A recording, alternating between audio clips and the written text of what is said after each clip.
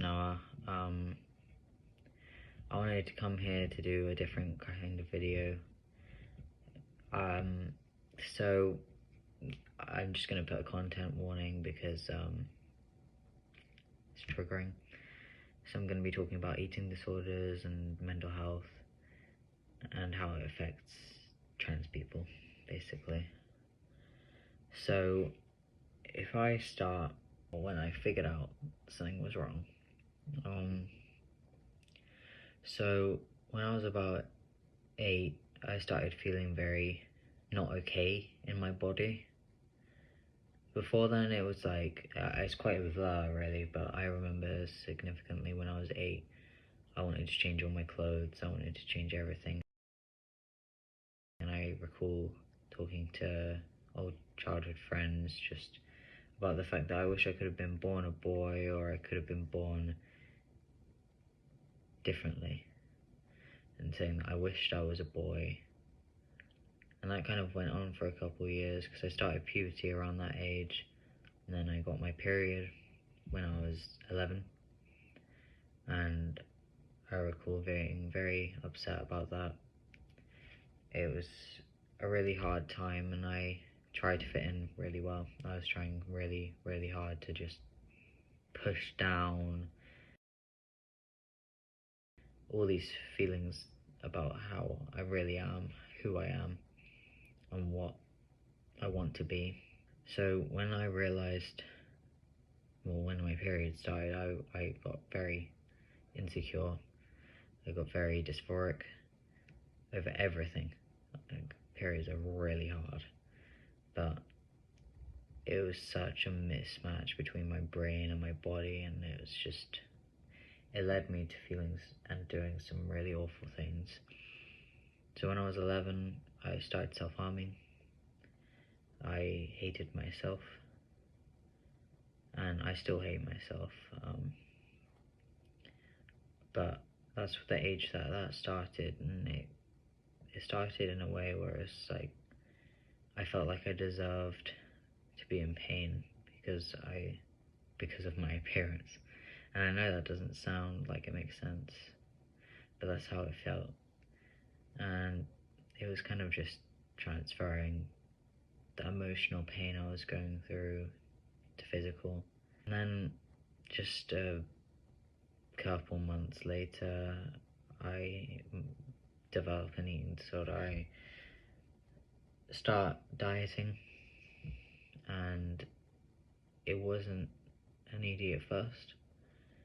I start losing weight healthily, and then I get addicted. I got really addicted to the changes, the fact that my weight was going down, and the fact that I was losing curves and female traits. And I kept going, and it got out of hand. So I had to have multiple doctor's appointments, and it got severe, and my life was at risk. And I go through treatment, and then I do really remember the regret when my period came back and when I started having curves again. I remember the hatred I had for myself in that moment, because that day that my period came back, I was just so done. And during this time, I started feeling very suicidal. My whole eating disorder experience, even before then, I've felt suicidal for a long, long time. And I'm like 13 at this point. It's the year that I came out. So after treatment, I come out as transgender, and where I was living, no one had done that before. I was the first, and it was a big thing. It was hard, and it took a lot of courage, but I did do it. And life didn't get easier per se. People say that life gets easier when you come out, but then I had to fit all these standards that I didn't fit, and I was not accepted by everyone, especially not male. I didn't get accepted as a man. And that year things got really bad.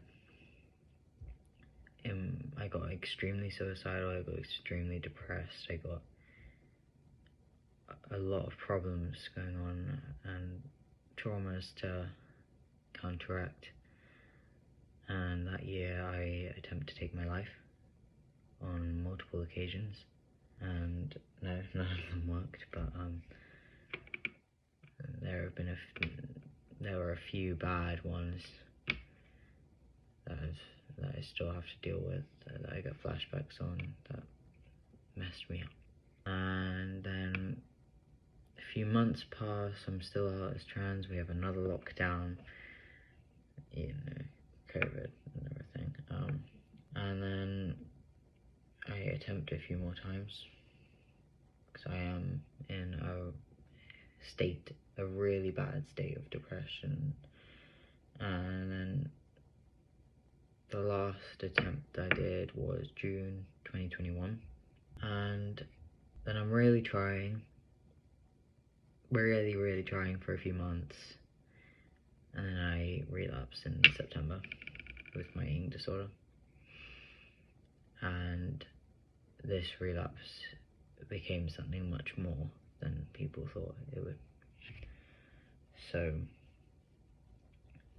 I end up, with my mental health, I start getting severe anxiety, I start having panic attacks most hours.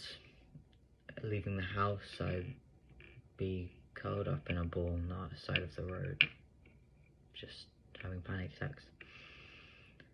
And I'm only talking about this because I know that being trans can cause so many of these things. It's like the fact that you have to speak causes anxiety, the fact that someone's going to hear your voice, and knowing full well that they're not going to take you on as the gender that you are, or the fact that you have to look at yourself in a mirror, or someone else has to look at you. It causes all these insecurities and anxieties. It's just something that every trans person has to go through. It's just hell. And it got to the point where I couldn't get myself in school. Like, obviously being trans isn't the only thing that caused this. I'm not saying that. I had a lot of other things going on, but I couldn't get myself in school, and I end up leaving school. I have a severe relapse, and I don't know how I didn't die, and it's really hard to talk about, but it was a really tough year, and this is 2022, and when you are hating yourself to the point where you will slowly kill yourself, and that agony that you have to face every day, it's tough. And it's something I went through, and a lot of trans people go through, and a lot of people go through, but it's very common when you're trans that you develop eating disorders because you're trying to alter your body, because you hate yourself. And it was at the end of that year that I realised I had to do something to change. I realised I needed to try. And I wasn't not trying, but it was more the fact that I hadn't switched on. I didn't realise how bad it had gone, because I'm not including a ton of stuff, and I'm not going to, because I don't have to do that. This is my story. I can share what I'm comfortable sharing, and I realised that I need to do something for me. I need to help myself. So I look into testosterone, which I've been trying to get on since I was 13, but everyone in the UK will know GIDS through the NHS is not very reliable. So they gave me a 5-year waiting list. I couldn't hold on that long. And I'm on T, but I managed to get hold of T in February 2023. And that saved my life. I'm 1 month free from self-harm, and I'm not saying that it will solve all your problems, because it doesn't, and that's something that most people don't anticipate, is testosterone does not cure you. It can help things. It can help your social anxiety, it can help your dysphoria. It does not help your depression, and it does not help how suicidal you are. It doesn't help mental illnesses. It's just, it helps you align your brain to your body, and that can save you. It saved me. I chose recovery. I now am a healthy weight. I go to the gym regularly, and no, I'm not exactly strong, but I am more than double I was at the start of the year.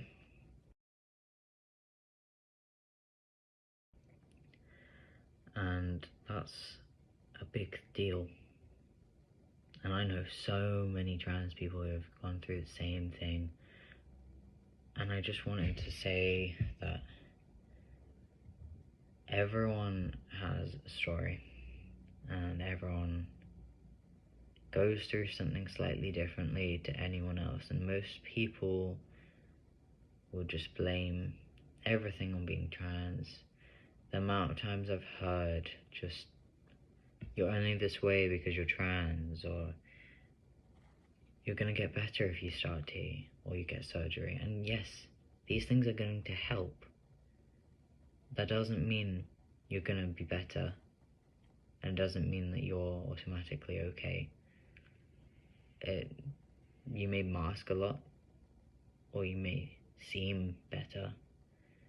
That doesn't take away anything that you've been through, and it doesn't take away the fact that you're still not okay, if you're still not okay. But me personally, I have a lot to work through, and I'm trying. And that's all anyone can do, is try. But I feel like when you start your medical transition, if you are going to, you put too much expectancy on yourself and on the hormone, because it's really just your life. You can only take it so quickly, because we only get one. We only get one experience of this life that you're in. You've got time to learn. That's what we're here for. We're learning every day. We make mistakes, and we're allowed to grow, whether that means that we have to grow slowly. But I know that through my life, I've needed someone to speak out about how tough mental health is on being trans.